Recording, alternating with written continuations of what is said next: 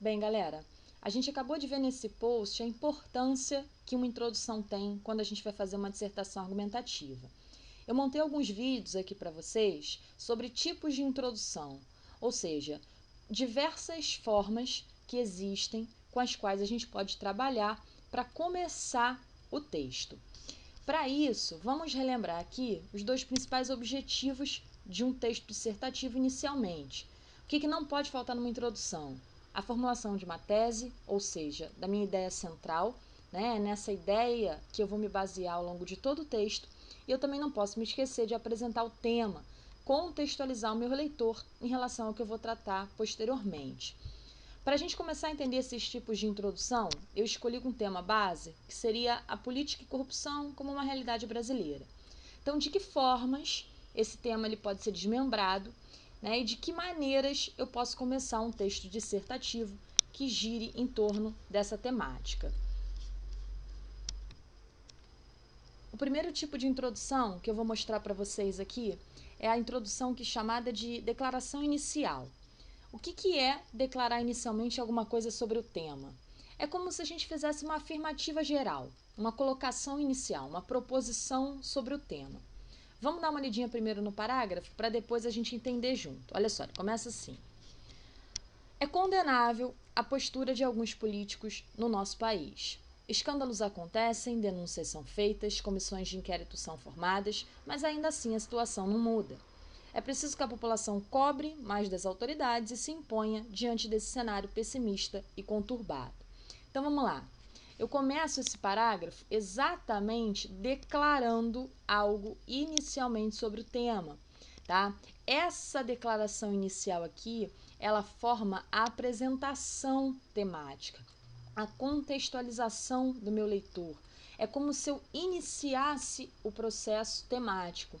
É aquela expressão, ou melhor, é aquele período, e quando eu falo período, turma, eu estou falando letra maiúscula, ponto final, é aquele período que a gente vai chamar aqui de tópico frasal. O que é o tópico frasal? É aquela frase síntese, é aquela frase que introduz a ideia no parágrafo.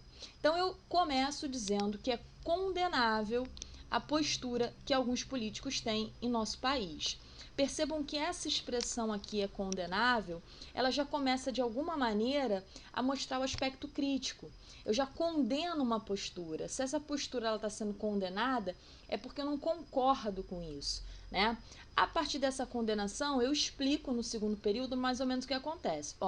Escândalos acontecem, as denúncias são feitas, comissões formadas, mas, olha o conectivo adversativo aqui, ainda assim a situação não muda.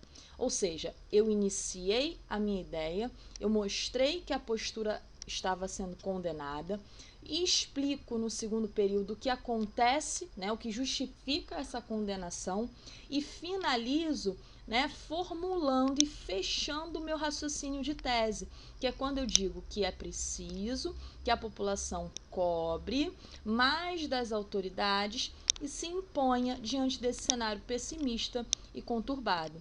Ou seja, olha como é que o meu parágrafo ele tem uma progressão. Fiz uma declaração inicial, expus o que está acontecendo diante dessa condenação e digo no final o que é preciso ser feito.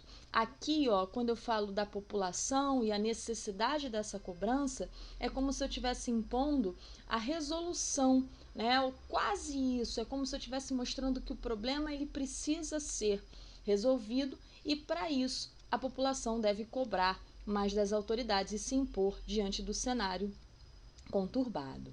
Perfeito, primeiro tipo de introdução, declaração inicial.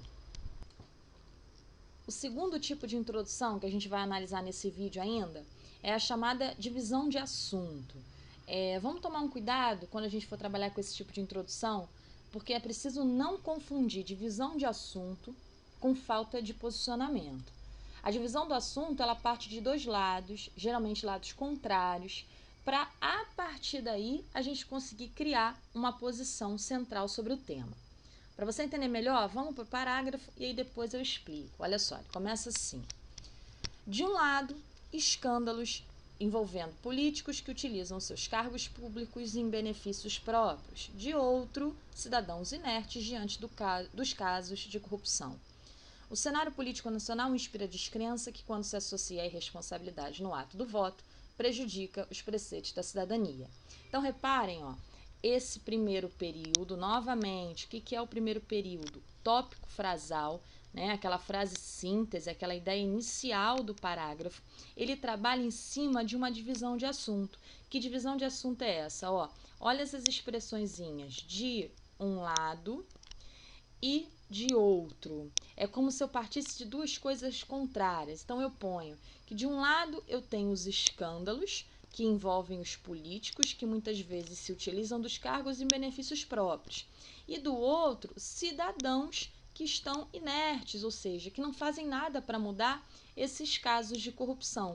São ideias contrárias porque, na verdade, se ocorrem escândalos e abusos de poder, o mínimo que se esperaria seriam que os cidadãos atuassem, né, se manifestassem diante disso.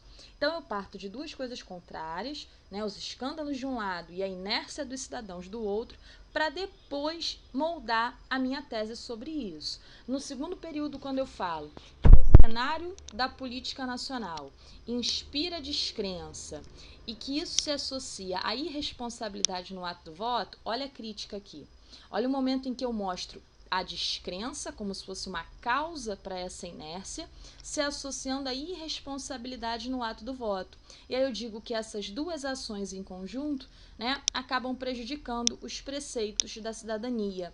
Essa expressão aqui, preceitos da cidadania, o Enem gosta muito disso, que você trabalhe com essa relação, o papel do cidadão na sociedade, os seus direitos, os seus deveres, se eles são ou não cumpridos. Repare, gente, que assim, eu parti de dois lados contrários, mas isso não fez com que eu não tivesse posição sobre o tema. Foi como se eu tivesse feito isso apenas para introduzir o assunto. Depois que eu parto dessas oposições, eu deixo claro o motivo, né, e a realidade, o cenário de descrença e a irresponsabilidade do ato do voto, prejudicando os preceitos da cidadania. Criei o problema para o meu tema, né, critiquei a questão da política no país e caberia, ao longo do meu desenvolvimento, buscar soluções ou propostas para se resolver. Divisão do assunto, perfeito, fechado. Bem, galera, por enquanto é isso. Hoje a gente viu declaração inicial, divisão do assunto.